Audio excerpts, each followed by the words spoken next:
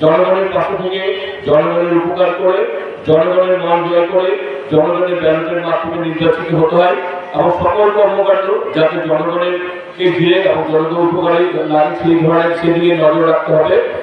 আমরা আমাদের শহীদ রাষ্ট্রপতি স্বাধীনতার ঘোষণা দিয়ে যেমনিভাবে আমাদের লাল সবুজের পতাকা দিয়েছেন, স্বাধীন সার্বভৌম বাংলাদেশ দিয়েছেন, আমাদের নেত্রী বারবার গণতন্ত্রের জন্য লড়াই করে স্বৈরাচারের বিরুদ্ধে আপসীন ভূমিকা রেখে বাংলাদেশকে গণতন্ত্রকে সুসংহত করেছেন, গণতন্ত্রের পুনরুদ্ধার করেছেন। আমাদের নেতা তারেক রহমান আগামী বাংলাদেশ গড়তে চান, একটি শোষণমুক্ত একটি সুন্দর বাংলাদেশ। সেই বাংলাদেশ কিন্তু জাতীয়তাবাদী দলের বাংলাদেশ না, সেই বাংলাদেশ হবে বাংলাদেশের 20 কোটি মানুষের বাংলাদেশ।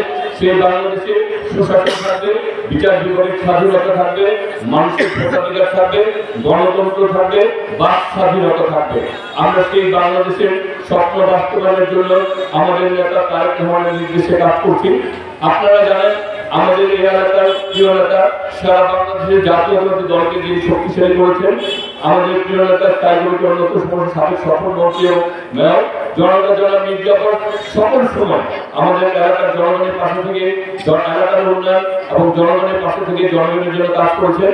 তার সহযোগী হিসাবে বিশেষ আফরোজা আব্বাস সবসময় জনগণের পাশে থেকে কাজ করেছেন এবং দুজনের আন্দোলন সংগ্রামে আপসের নেত্রী। আমরা বলতে চাই, আমরা জানি যে মানুষের মন জয় করতে হলে তাদের পাশে থাকতে হবে। একটি কথা আজকে এখানে বিএনপির অনেক নেতা কর্মী রয়েছেন, তাদের উদ্দেশ্যে বলতে চাই, আপনারা যদি মনে করেন এই আন্দোলনের স্বৈরাচারী শেখ হাসিনার পতন ঘটানোর মাধ্যমে এই বাংলাদেশ শুধু বিএনপি হয়ে গেছে, তাহলে আপনারা ভুল করবেন। আপনাদেরকে মনে রাখতে হবে এই বাংলাদেশ সকলের বাংলাদেশ।